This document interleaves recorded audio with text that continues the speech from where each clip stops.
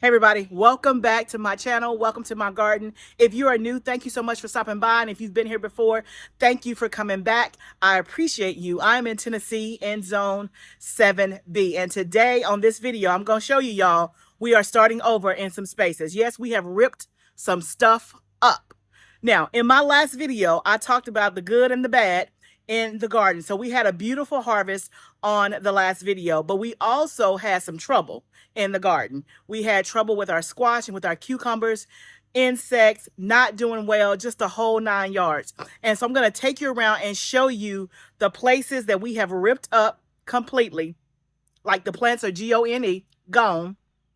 But then also I want to show you the seedlings that you and I started together just a few weeks ago when we talked about succession planting and planting in June, because they are ready to go out in the ground. So we're going to figure out where things are going to go. We're going to change some stuff up a bit. So let's go and let's get started. Let me show you first what we ripped out. Okay. The first space is this right here. Completely clear. This is where our cucumbers were on this trellis, and as you can see, they're completely gone. The cucumbers were looking so bad, and that is not uncommon when it comes to cucumbers. So let's talk a little bit about cucumbers and the lifespan of cucumbers and what you can expect if this is your first time growing them. So those cucumbers in the tunnel had been in the tunnel since about mid-April, so about 2.5 months. And so it is not uncommon, nor was I surprised that the cucumbers were looking bad. Cucumbers have a very short lifespan, so they will produce and produce and produce. And then usually for me, around the 60-day mark, they start to, like, leaves start turning yellow, start turning brown. And you're thinking you're doing something wrong, but really it's just the lifespan of the cucumber. And so I've had this happen over and over and over. And so for me, because I live in a zone that has a very long growing season, I can do multiple successions of cucumbers. So that's exactly what I'm going to do. So I've ripped those out and we're going to plant new cucumbers. For me, I could probably get 3 successions of cucumbers in a season, but I only typically do 2. So this time I'm not going to do as many cucumbers as I did before, just because we have had an abundance of cucumbers. Like, we cannot complain on the cucumbers. I've made pickles. I have cucumbers left right now to do pickle relish. That's my next thing. And then we've been doing all of the cucumber recipes. I did a video on 5 different ways you can use your cucumbers from your garden. I'll pop that video up here if you did not see it. Go check it out if you're looking for ways to use your cucumbers. But there's nothing wrong with you if your cucumbers start to look bad after about 60 days. If you have a longer growing season, and all you need to know is when is your estimated your first frost date, and then how long does it take cucumbers to grow. Cucumbers grow really fast. From the time that you put it in the ground until it's time to harvest is about 50 to 60 days. So literally, if you were to plant cucumber seeds right now today, you could be harvesting cucumbers at the end of August. And so if you don't have a first frost in your area, but before September 1, then you can go ahead and plant cucumbers again. And so if they're looking bad, you can rip them up, you can keep them, whatever you choose to do. But if you want to plant more cucumbers, or if you have not planted them yet this summer and you want to, you can go ahead and do that. So we ripped up all the cucumbers in there. I'm going to tell you what we're going to do a little bit different in there instead of replacing it all with cucumbers. But now I'm in the outside garden. Let me show you what we ripped up out here. Okay, y'all, the garden, I mean, it is still lush, but it looks bare in certain spots. And this spot right here is bare. This right here was our squash and zucchini row. As you can see, it is now clear. It is 100% for the most part clear. I had him keep this plant right here because it actually looks okay. It looks better than all the rest of them. So I had him keep that one. But as you can see, everything else is gone down this entire row. All the zucchini, the patty pan, all ripped up. It is a completely empty row. So yes, the garden is looking a little bare when it comes to this row. The other thing that we ripped up was in the row beside it, we had cucumbers in the middle of this row. So my rows are 100 feet long. And so at the beginning of this row right here are purple whole peas, then tomatoes, But all of this was cucumbers. And then we have more tomatoes again. So we kept the stuff that's doing okay, but all of this space was cucumbers. So y'all, we're not starting the whole garden over, but we have quite a bit that we can start over and plant some more stuff. And then the third thing we pulled up was our sunflowers that were looking bad. We did not pull up all the sunflowers, but all the ones. I usually have sunflowers at the very edge of my rows in my outside garden and my inside garden. So you can see all the sunflowers are gone because they were looking really, really bad. There was one more thing I forgot that we did pull up, which was some ornamental grass. You can see those open spaces there between the flowers. Oh my gosh, look at those celosias. They are absolutely stunning. Oh my goodness. We pulled up the ornamental grass that was right here. And I'll tell you about that. These sunflowers we kept, but I'm going to get him to pull these too because they look bad. This is how all of them looked. And we're going to pull those up. He probably missed that. Oh my goodness, friends. Look, my echinacea. Oh my goodness, y'all. I thought this thing had done nothing. It finally bloomed. Oh, how beautiful she is. Oh my goodness. Now, do I like the garden being this bare? No, but it does look better. I do like it better this way in terms of it being the things pulled up that are dead or that have disease on them versus keeping them in there just to say I have a full garden. So even though I have, tons of empty spaces, that is okay because we are still early in the season in my area and I can still plant some more. So a little bit about the things that we pulled up. So again, when it comes to squash, especially in the South, in my area, squash, when you plant at the beginning of the season, it is not going to last long because of squash bugs and squash vine borers. We struggle with that. I have not found a magic cure except to let it produce for you. You harvest as much as you can and then you pull it up and then you just start again. And I'm almost tempted and convinced that next season, I'm not even going to do my squash as early as I did, that I'm going to wait until when I would normally do a third succession and just plant my squash for the first time then and do green beans at the beginning of the summer and then do squash and zucchini in its place at the end of the summer. I have never done it that way, but I have heard that if you wait until later in the summer, then you don't deal with those pests like the squash vine borer and the squash bugs as much because for whatever reason, they're gone, I think by like August or so. So I am definitely going to try that. Now, I did not think about that and have that brilliant idea until after I had already started our seeds. So I have squash and zucchini ready to go in the ground. So I'm going to go ahead and put it in the ground and start again. But I'm also going to try and do a third succession in about 30 days. I'm going to do some more squash and then plant more about mid-August when this should start to be having this harvest, and in case this one doesn't do well, and we'll be able to test and see how it does later in the summer versus earlier in the summer. So I had already done that. The other thing is on the sunflowers. My sunflowers usually don't look this bad this soon. Now I have my sunflowers in the greenhouse. They still look okay, so I did not pull those. And again, the difference between the high tunnel and out here is the rain. Rain doesn't get in there.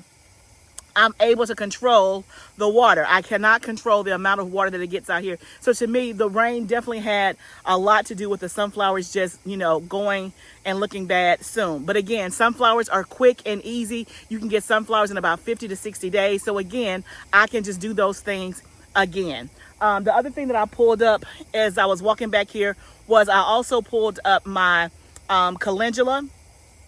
Once it got hot, it stopped producing as much, and so I've go ahead and pulled that up as well. And then, like I told you, the ornamental grass. So we've taken care of and pulled up the squash, the cucumbers, the sunflowers, and the ornamental grass. Now let's go back in the tunnel. I want to show you the seedlings that we did just a few weeks ago, you and I, and show you how they're looking. And we're going to put some of them out. Okay, let me show you our seedlings that you and I did together. So this is one tray, of our seedlings. You can see, so This right here is our squash. It's ready to go out. We have some zucchini here. You can see it's ready to go out. Again, these things don't take long to germinate and to grow. So they're ready to go out. And then I even have some cucumbers here ready to go out as well. We also started a whole tray of corn. When you and I started seeds together a couple of weeks ago, the corn looks beautiful. It's ready to go out. I don't think we'll do it on this video today, but then because I had an extra space in this tray, I started some more corn like a week later, and this is the corn that I started a week ago, but the one that I started 2 weeks ago is way up here. It looks beautiful, but you can see that I have perfect germination on these right here. Also, I started some lettuces off camera. It's just now germinating. So yeah, we have a pretty full tray of things ready to go out. Now, I don't know that I need all this because I really don't want to plant as much cucumber as I did before. And I don't have as much as I did before. Because remember, we had some in here, then I had some out there. So we are going to get some more cucumbers in the ground. And I'm debating on whether I'm going to put it in here or out there. Let me think about that. Okay, so I was remembering what my plan was. I got a lot of things going on in this brain, and I was trying to remember, I should have wrote it down, on what I was going to do. And so I think what I'm going to do is in here, I'm not going to plant cucumbers on that trellis. I'm trying something new. Let me show you. This is what I'm going to try. This is an experiment. Okay, so this is Cherokee black pole bean. And so the maturity, I'm pushing the limit, is 85 to 100 days. There are 100 and, at the time of this video, there's 105 days until my estimated last frost date. So if at 85, I'm still to the good, right? 100, I'm still to the good, but I'm on the limit. Now, I've told you when it's time to succession plant, or when you want to plant something later in the season, the two things you need to know are, what is my estimated first frost date and how long is the crop going to take? So my estimated last frost date is around October 15th. But one thing I'm going to do that's going to hopefully help me is I'm going to actually plant it in the tunnel instead of outside. Now, in the tunnel, we know that it's going to be hotter in here for a little bit longer than it will be outside. So one of the things, even though I have 105 days, and this is an 85 to 100 day variety, as the summer goes on, the nights are going to get shorter, and it's going to not be as hot as long. Like in September, it's not going to be as hot as it is in June or July. So you have to account for that. So even though technically I have enough days, usually I try to err on the side of 2 to 3 weeks extra to account for the change in the weather. But we're going to try it. What do we have to lose, right? Because we already have cucumbers, and we have space to put more cucumbers outside, and I don't need as many cucumbers as I did on the first round. So this is a perfect time to try something new. So let's go back here, and we're just going to direct sow these in the ground and go ahead and get the clock to start ticking until the first frost date. So let's go. I'm excited to try something new, especially at this part of the season. I don't feel like I'm on the hook, so to speak. At the beginning of the season, I'm really trying to put out varieties that are tried and true, some new stuff, but not a whole bunch of new stuff that I haven't grown before, because I want to make sure that I reach my goals in terms of what I need for my family. But at this point in the season, again, with cucumbers, I already have plenty. And then I also have some more space outside. I can put more cucumbers. So I'm excited about using this space to try something that I haven't tried before. And it's relatively low risk. These black beans were not in my original crop plan. And so I'm not counting on them. I'm not depending on them. I'm also, again, testing a couple of things. 1, can I grow black beans? 2, how do they grow in the tunnel? And then 3, I'm pushing the limits. It says 85 to 100 days. I have 105 days. Now, I'm trying to extend that just a little bit because I'm planting them in the greenhouse and not outside. But again, I think I have like 12 or 13 spaces. So it's a good low risk, low space way to see if I can grow black beans and if I have enough time. And then if it's something that I like and that goes well, then I can obviously allocate more space next season and have way more black beans. So I'm excited to add another bean to my collection of things that I'm growing. So after I get done sowing the black beans in the greenhouse, I then come outside to the outside garden and I start to figure out where I want to put my zucchini and squash plants. So where I'm standing right here is the row where I previously had my zucchini and squash plants. And so in this section right here is where I had squash plants. And so I changed it up just a little bit and I put my zucchini plants here. The squash plants that were right here did good until they didn't do good. They were good until the bugs came. But the first round of squash and zucchini, my zucchini was very, very poor and it was down on the very far end. So I'm going to move the zucchini up here towards the front and plant that right here in this space. And then I think I will flip-flop it and then put the squash down at the far end where the zucchini was. I definitely had more squash on this first round than zucchini. I would say almost like by 10 to 1. We probably over the last 2 months have harvested, I would say easily maybe 70 to 80 squash, and then I would say for zucchinis I would say maybe 15 to 20, somewhere along in there. So definitely the squash outperformed the zucchini, and so if I don't get any more squash, then I certainly already have some that I have frozen and preserved, but very little zucchini. So we're going to see if we can get some zucchini on this second round. Okay, so we got the zucchini in, and then I don't know if you can see, but right here, after that squash plant that we left, I planted 6 bell peppers. So I'm just changing some things up. The bell peppers that are non-spicy were on the other row. That row has not done well. Some of it has been because of weeds, but I'm wondering if they're going to bounce back once we pull the weeds out. Right now, they're still just looking kind of puny. And then I think I have like 2 of them are like the leaves are eaten, but the rest of them have leaves. So I'm not sure what's going on. If there's like a rabbit that's getting in here or what. But I'm just changing up some of the geology. That's probably not the right word. Some of the landscape. So I'll have zucchini, then I have 1 honey nut squash, then I have like 6 bell peppers, and then I think I'm gonna put the squash down on the other end. The squash was up here, now the zucchini is up here, but it's in the same row, so I don't know if that makes a difference, but I'm gonna put the squash down there, I think. But I'm gonna start focusing on this trellis here. So remember, on this trellis behind me, we have purple whole peas at the beginning, then we have tomatoes, and then we had cucumbers, and then more tomatoes. So I counted, I have 12 spaces, and that's where the cucumbers were. So I had 12 out here and I think 10 in there. So that's like 22 plants. That was a lot. And so we're gonna reduce that quite a bit. And so in the 12 spaces, I am going to do, let's see. Oh, I just found 3 more spaces. That's like 15. So I'm gonna do 6 cucumbers at least, and this kind, the variety that I'm doing this time is straight 8. I do have some pickling cucumbers that I've started, but they're not ready to go out yet. I want them to be a little bit bigger, so they may or may not make it. But then I'm also going to try something new again. So let me show you what I'm going to try new.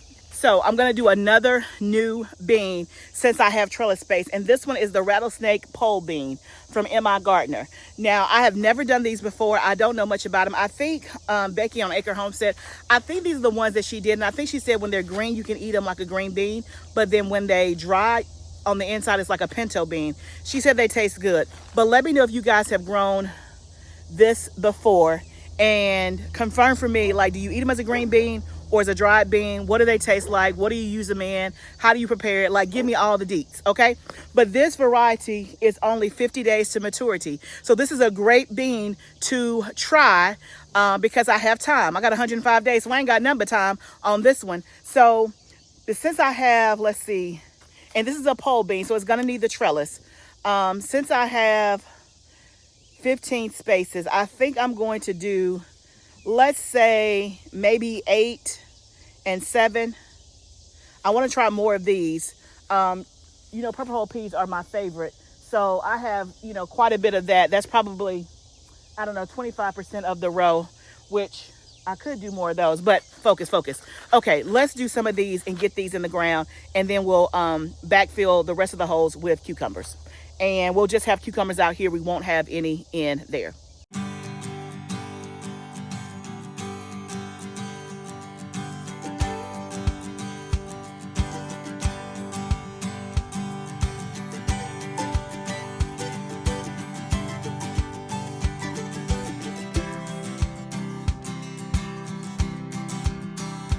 The sun is about to catch me.